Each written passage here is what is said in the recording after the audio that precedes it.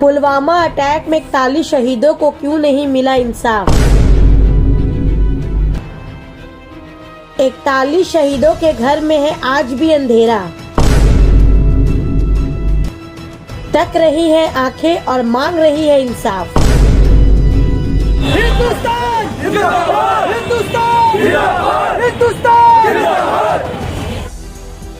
यही उम्मीद और आस लिए रास्ते में निकले ह्यूमैनिटी फर्स्ट ट्रस्ट के चेयरमैन महमूद खान टिकियापाड़ा पुलिस फाड़ी के पास से हौड़ा मैदान तक एक कैंडल मार्च रैली निकाला और इस रैली में बहुत सारे सामाजिक कार्यकर्ता भी दिखे। और आपको बता दूं कि महमूद खान का ये भी कहना है कि जब तक इन 41 शहीदों को इंसाफ नहीं मिलता, ह्यूमैनिटी फर्स्ट की जानिब से ऐसे ही हर साल कैंडल मार्च रैली निकालता रहूंगा और इंसाफ की गुहार लगाता रहूंगा। आइए देखते हैं आगे की पूरी खबर।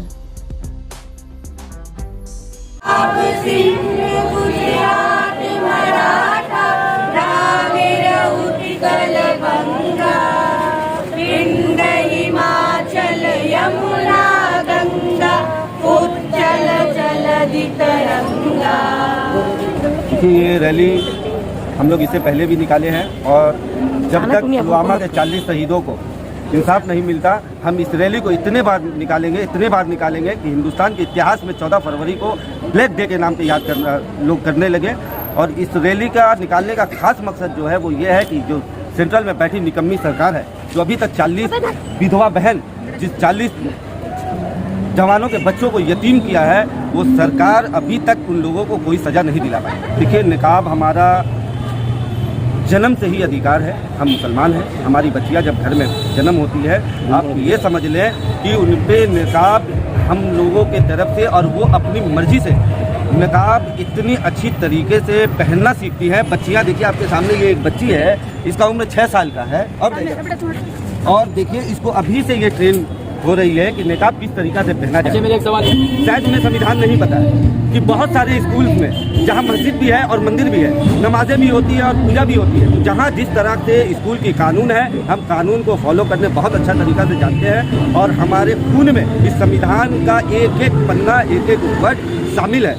जी बहुत बात यहाँ से निकला कि बाईपास और बिलियर्स रोड के मुंह पे जहाँ हिंदू आबादी, हमारे हिंदुस्तान के जो हिंदू तबका है जिसे हम आर्यन समाज कहते हैं, वहाँ से उनकी आबादी चालू होती है। आपने देखा होगा कि वहाँ से बहुत सारे लोग हमारे साथ जुड़े और रिटर्न में कोई भी उस वक्त कहीं भी कोई प्रोग्राम नहीं हो रहा था, लेकिन रिटर्न में हमारे उन भाइयों ने भी एक अरेंज किया और वहाँ पे एक और वेदी लगाई गई, वहाँ भी शहीदों को श्रद्धांजलि दी गई। आपके व्यूअर्स को अस्सलाम वालेकुम और काबिल मुबारकबाद ह्यूमैनिटी फर्स्ट की रैली रही। पुलवामा अटैक में जितने जवान शहीद हुए थे वे सारे लोग थे। आप देख सकते हैं, मैं दूँगी कैमरा मैन से कैमरा दिखा दूँगा।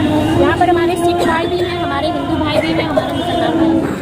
आज आप देख सकते हैं कि दूसरा जो सेकेंड अभी जो फेज चल रहा है हिजाब की रैली का, मैं दोनों को कंपेयर कर आपको बताना चाहूँगी।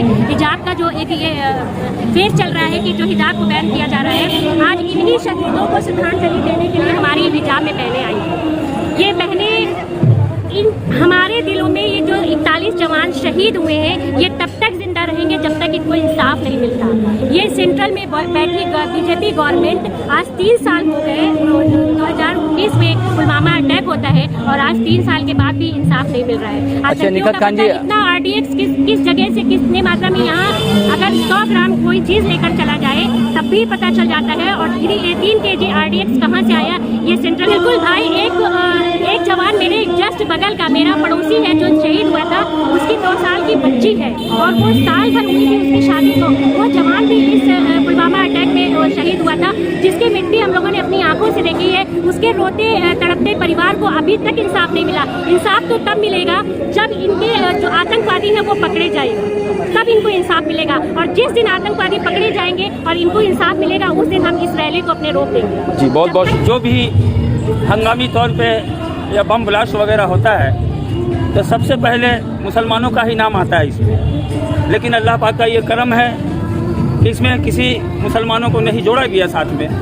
और अल्लाह से यही दुआगू है इस किस्म का घटना और कभी भी हिंदुस्तान में ना हो और हमारा देश हमेशा अमन व सुकून का पैगाम देता है और लोगों से यही कहता है कि हम हिंदू मुस्लिम सिख ईसाई सब आपस में है भाई भाई।